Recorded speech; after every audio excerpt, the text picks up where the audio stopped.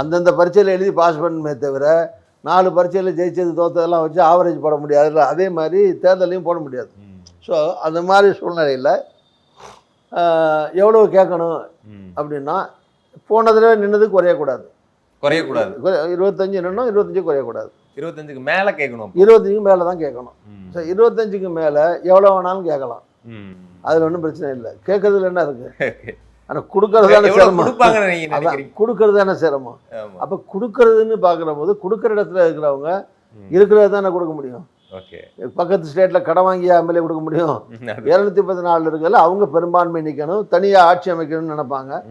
இப்போவே நீங்கள் குறைச்சிடுங்க, கூட்டணி ஆட்சி வர்ற அளவுக்கு நீங்கள் குறைச்சிக்கிட்டு நின்று நீங்கள் குறைச்சி எங்களையெல்லாம் சேர்த்து வச்சுக்கிட்டு மந்திரி சபையில் சேர்த்துங்கெல்லாம் சொல்கிறது நியாயமான கோரிக்கை இல்லை.